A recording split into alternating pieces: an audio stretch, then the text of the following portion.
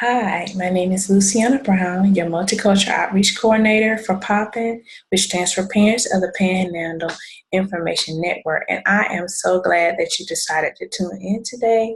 Yesterday, we talked about RTI and MTSS. And so today, we're going to have a discussion on the 10 basic steps to special education. And so before I get started, for those of you that are tuning in for the first time, the name of the organization that I work for is called Family Network on Disabilities. A little bit of history. We are a 501(c) program, and we are very, very unique. Everyone that works for the company the organization actually either has a child with a disability or has a family member with a disability, or they may have a disability themselves. So we're very compassionate about what we do. We're also very knowledgeable about the information that we give you. And so we are Parent Training Information Center. And so we cover the whole state of Florida. And we actually just provide support, resources, and information so you can get the best information so your child can have free and appropriate education and have the supports that they need. And so another thing that we do not do is we're not doctors, we're not lawyers, and we do not do any diagnosis. And so I'm going to go ahead and get started. And so some people may wonder, how do I get to the process of special education? What do I have to do? What are the steps that I have to go through? And so there are 10 basic steps that we actually have to go through. And so before a student can begin receiving special education services, he or she must be referred to have an evaluation. And so you can do that as a parent, a teacher can do it. There are so many primary ways, but there are two primary ways in which children are identified as possibly needing special education related services. The system we know is Child Find, which operates in each state and by a referral of a parent or school personnel. So each state has a Child Find, and it's required by IDEA to identify and locate and evaluate all children with disabilities in the state who need special education services. So you may find Child Find is linked up with FIDLERS, which is Florida Diagnosis Learning Resource Center. And so you find different activities they may have, like next month at Children's Medical Service in Tallahassee, Florida. They're having a free screening for children 0 to 5.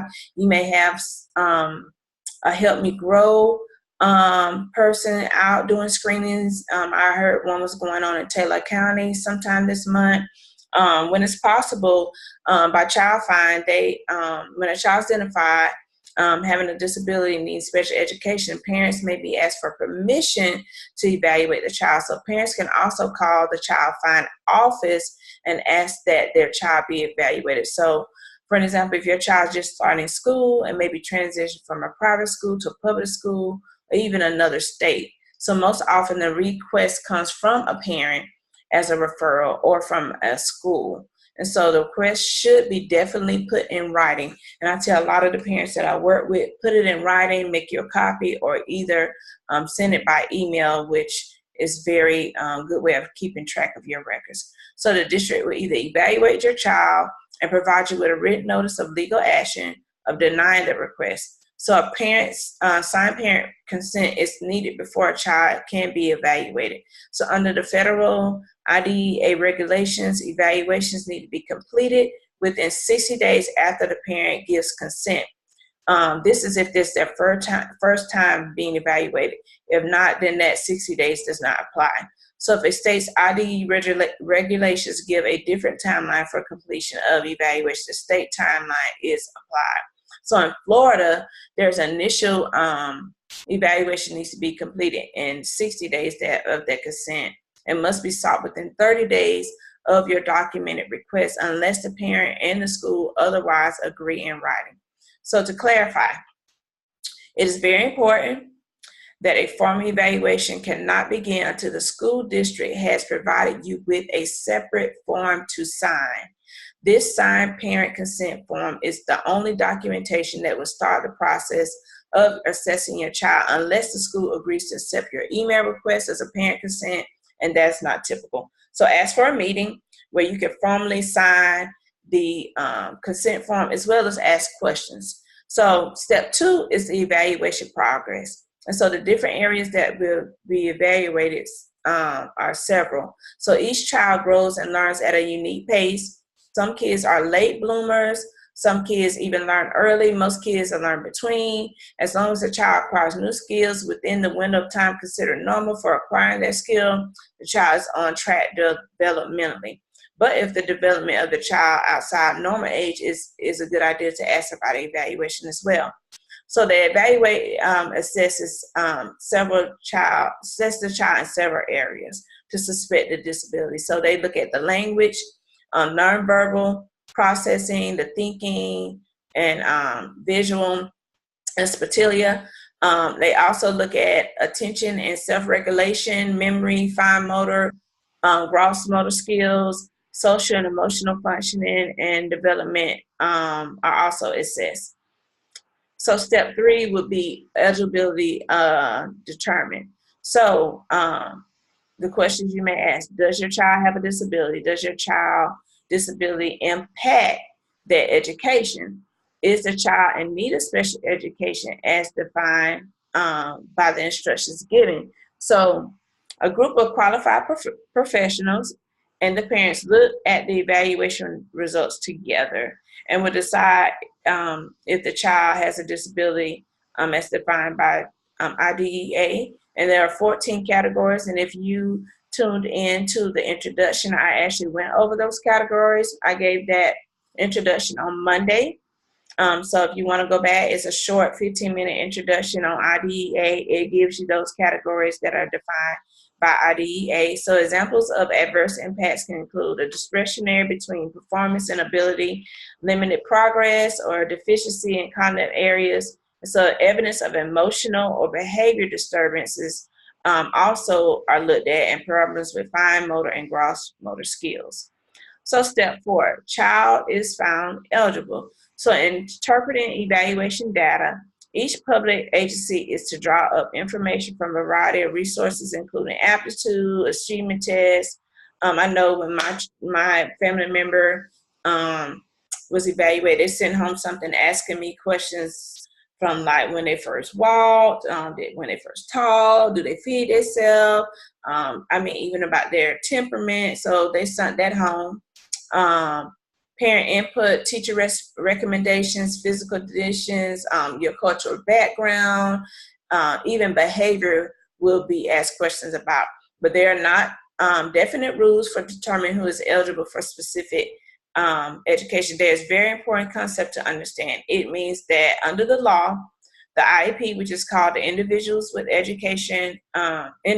Education Plan, team will have the flexibility of determining if the child qualifies for services. So if a parent disagrees with the district's evaluation based upon the district's failure to assess the child in a specific area of need, the parent has the right to an independent education evaluation. And this is at the public's expense. The parent does not have to pay for this. And so remember that parents have the right to an IEE, which is an independent education evaluation, if they do not agree with the evaluation performed by the school. So an IEE is conducted by a private examiner who is not employed by the public school. At that point, the district is required to either request a due process hearing to show that the evaluation is appropriate or provide the requested IEE at its expense. And so after that is done, we're at step 5. And so an IEP meeting is then scheduled. So if the child is found to be with a disability as defined by IDEA, he or she is eligible for special education and related services. So within 30 calendar days after the determination, the team of professionals, parents, everybody involved must meet, have a meeting. And so most states changed calling the IEP plan from plan to program. So the school schedules this, and the IEP You may have school staff, such as the teacher, maybe a general education teacher, maybe the special education teacher. They normally contact the participants and the parents and notify them early enough to make sure that they have adequate enough time to make the meeting. So schedule the meeting at a time that is place that's agreeable, most likely to be at the school. Also, make sure the parents know the purpose and the time of the meeting. Parents can also bring others to the meeting, but I also tell the parents to make sure that they let the school know who they're bringing. It could be your neighbor, it could be mom and dad, it could be grandma, it could be an aunt. So you can invite anyone you know that has special knowledge or expertise about your child. So step 6. If your child's diagnosed with a disability, the next step would be to design a program for him or her that will address their needs. And so the IEP need basically is a written statement, and it can be changed and revised at any time by the IEP team meeting. And so it consists of the parents and the students when appropriate. The IEP team gathers together to talk about the child's needs. The parents and the students are fully participating members of the team. And so, like I said before, you may have the special education teacher. If your child gets therapy, you may have speech therapy, occupational therapist, a social worker, psychologist, principal, guidance counselor, behaviorist, a friend, a colleague. It could be anyone that has expertise or can help with developing that IEP plan, for that child. So it is a common practice for IEP team members to begin drafts as a part of the IEP prior to, and I tell parents you can request a copy of that draft, and it's always good to request a copy because that way you can look it over, write down questions that you may have, and have them ready when you get to the meeting. But note that the IEP decision no IEP decision should be made without your participation. So if you feel that something is not right, you can always voice your opinion. And like I said, get the document early. So step 7 is related services. These are supportive services and activities necessary for some of the students with disability to maximize their educational outcomes. And so your child will be assessed to see what services they need in that area. So the IEP team must consider the student's academic development and functional needs and when doing the IEP. So any related service or support that helps the student and benefits them and helping them achieve their plan should be put in the IEP. So special education related services are intended to be flexible to meet the student's need and make sure they get the services they need. So appropriate match is important for the child. Related services can assist in helping them to participate in general education, meet their annual educational goals, and also can be extracurricular activities and non-academic activities as well, such as after-school activities, different things that relate to services that they need to be successful. So step 8, in addition to formal meetings, you should be also in constant communication with your child, general education teacher, and special education teacher.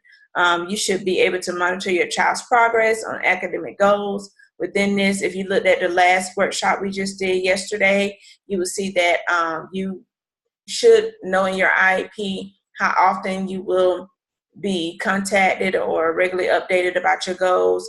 The instruments and methods used to measure progress must also be documented, and how often results of data will be reported and how it will be communicated with by phone, email, documentation. Some schools send things home in the child's backpack. But also keep in mind that IEP is a legal document that must be implemented fluidly. That means they must follow that IEP, and you have the right to request evidence that they are following it. So step 9, IEP is reviewed. So the IEP, child's IEP is reviewed at least once a year, sometimes more often if there's a problem where one of the goals may be not attainable, not reachable. It may be that they may have reached their goal already. So it's necessary for the IEP to be revised. So parents, team members must also be invited to participate in these yearly revisions. So parents can make suggestions for changing. They can agree or disagree. They can also agree or disagree with the placement. Though it's not required by law, having the IEP team members, including parents, sign the IEP has several benefits. So even though it's not required by law, having your team together, including your parent, and making sure that everything is done correctly is very important. So a signed IEP document who's attending the meeting. If the IEP document is not signed, the school district must document member attendance in another way. So this is useful for monitoring and compliance purposes. So if you do not approve the program, make note of your exceptions on the IEP or in a note or a letter. If you believe the IEP needs to be modified, you should write a letter to request another meeting to revise it. And so step 10, which is our last step, a reevaluation. So sometimes a reevaluation may occur if you don't agree with the previous evaluation. It may not occur more than once a year unless the parent or public agency agree otherwise. And so it must occur at least once every 3 years unless the parent or the public agency agree that re-evaluation is unnecessary. If the parent or public agency agree with your child, will undergo a new round of assessments to determine his or her continued eligibility for special education services, and you will be presented with information at the next meeting. And so sometimes during this time, the children grow out of having certain needs and they have new needs. And so that's why it's the purpose of having the reevaluation. So I am thankful that you tune in again. If this is your first time, I thank you for tuning in as well. I have discussed with you the 10 basic steps in special education process. I hope that this information gives you a clear understanding about the steps, how you go about getting your child evaluated, the steps about pre-referral, the steps about eligibility, and steps about meetings, how often are they reevaluated. Not only that, how long the time frame that the school has to reevaluate them. And so even knowing that if it's not their first evaluation, that it's not required by law that they take 60 days. And so again, I want to thank you for tuning in. If this is your first time, my name is Luciana Brown. You can reach me at luciana@fndfl.org. And we are so delighted to help you. Please go to our Facebook page and like it, share it, because we have a lot of different information we post, a lot of resource fairs and information that we post, a lot of places that we attend. So if you need to come and speak to us in person, you know where we are. And so we cover the whole state of Florida. We have several programs. We have Poppin, which is who I work for, the program, which is in the northern region. We have PSN, which is in the central region, which is Parent Supporting Network. And we have PEN, which is Parent Educating Network.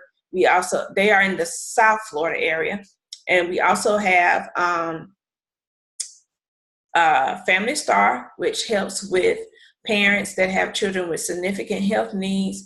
We have our Advocates program, as well as our FND Trust. And so if you have any questions or you want to learn more about our organization, you can go to our website at www.fndusa.org, or you can also call our 1-800 number, 1-800-825-5736. And so again, thank you so much for tuning in. I hope that you have a great holiday, great weekend. I wish it was a holiday. It's getting ready to be spring break for me. So I hope you have a great time this weekend. Enjoy the weather wherever you are. And tune in again next week, next Thursday and Friday, I believe on the 21st and the 22nd. We'll have 2 more parts of IDEA. And so thank you for tuning in and have a great day.